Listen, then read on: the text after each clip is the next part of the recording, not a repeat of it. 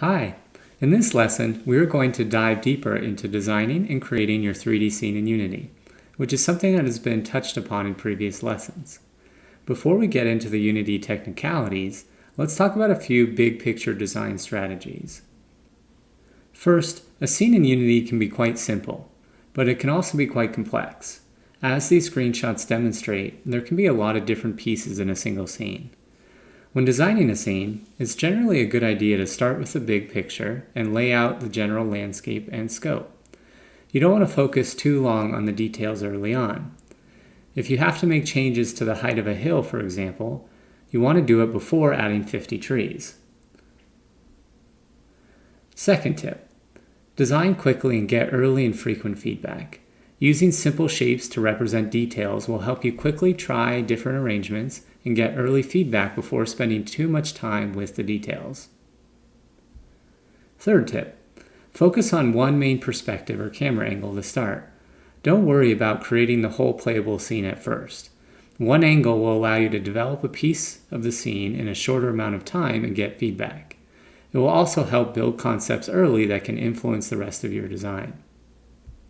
Fourth, even though you are creating your own original scene, it's important to use real-life examples or other games as inspiration. This will help you generate ideas and capture all of the variation in colors, shapes, sizes of objects. There's so much to draw from in our lives, so use them. And finally, the best way to design scenes is to start. Don't spend too much time planning. Often new ideas come out of getting ideas down and in front of you. Also, force yourself to try something new. If you've only developed natural landscapes, try creating an urban scene, and vice versa. One more thing before we jump into Unity. Let's talk about prefabs with more details. First of all, what are they? A prefab is essentially a template for an object in a game. It includes the game object itself, like a cube, a sphere, a tree, a car, etc.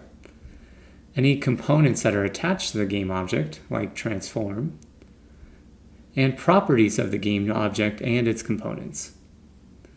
Great, but why use them? Well, let's say we have a scene with 50 trees.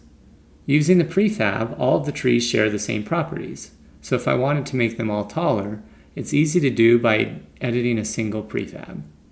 If I didn't use the prefab, I'd have to individually select each tree and adjust its height. Of course, we can still do this with the prefab, but the prefab gives us the option of controlling groups of objects from one place. Okay, now let's head to Unity to show how to change the properties of a prefab and get you started on your own scenes.